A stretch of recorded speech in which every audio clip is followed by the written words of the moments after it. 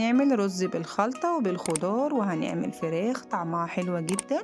بس لو أول مرة تشوفوا قناتي ما تنسوش تعملوا اشتراك ولايك وشير لو عجبك الفيديو. أول حاجة هنبتدي نحط زي 3 معالق زبدة في الحلة، وهننزل عليهم بصلتين مبشورين أو في الكبة، وبعد كده هنقلبهم كويس جدا لحد ما يصفروا معانا. والناحية التانية طبعا حاطين حلة الفراخ بتتسلق معانا على النار. ده الرز البسمتي اللي انا جايباه، طبعا في منه انواع، انا بحب اجيب اللي هي الحباية الرفيعة دي، بصراحة بتبقى مفلفلة وطعمها تحفة في الخلطة اللي احنا بنعملها.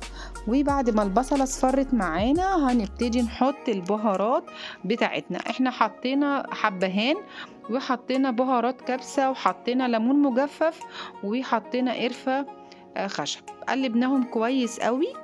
وبعد كده هنبتدي نحط معانا الفلفل الالوان.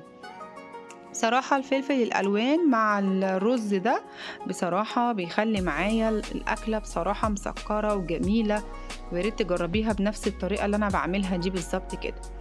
وبعد كده انا عملت جزر في الكبة ونزلته على التتبيلة والحاجة اللي احنا عاملينها، وهقلبهم كويس جدا ويتشوحوا. وبصراحة مسكت الرز غسلته وابتديت ان انا احط الرز عليه. انا بغسل الرز البسمتي عادي وبتعامل معاه زي الرز المصري بتاعنا. في ناس كتير قوي تقولك انا بحب انقعه يجي نص ساعة، لازم يبقى ميته زيادة، ولا اي حاجة من الكلام ده. انا بحب اجيب الرزاية اللي هي الحباية اللي هي الرفيعة شوية، وبتعامل معاه عادي زي الرز المصري بتاعنا. وبعد كده قلبت كل التوابل مع بعضيها، وحطيت زي كوباية طماطم، وهكمل بقية سوى الرز بشوربة الفراخ اللي احنا عاملينها. انا هقولك سريع سريع بسرعة التعصيجة اللي انا كنت حطاها على الفراخ. بصوا سوى الرز هو ده، ولا كتير ولا قليل، زي الرز المصري اللي احنا بنعمله. هقولك بسرعة، انا الفراخ بعد ما سلقتها تعصيجة الطماطم اللي انا حطاها على الوش دي انا بصراحة كنت عاملاها في التلاجة، بس هقولك انا عملتها ازاي بسرعة. انا قشرت 2 طماطم في الخلاط، وحطيت عليهم مية بصل وتوم وجنزبيل وبهارات فراخ وقرن فلفل حراق. وبعد كده تحت الشواية وقلبت كل الفراخ بقى، وحطيت معلقتين زبدة. نيجي بقى لسلطة الزبادي، حطينا علبتين زبادي وسنة ملح، وحطينا سنة فلفل اسود، وحطينا معلقة بشر خيار، وقلبتهم كويس قوي، وشوية خل قليلين قوي، وتقلبيهم كويس قوي كده.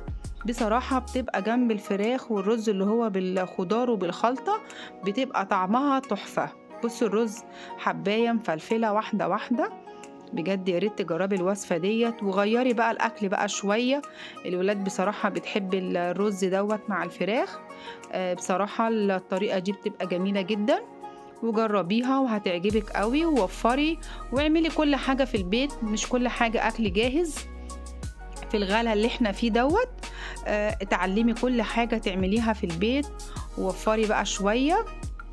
وبصراحة طريقة حلوة جدا. أنا بصراحة بحب أحط سلطة الزبادي على حتة الفرخة كده وأكلها، بصراحة بتبقى طعمها حلو قوي.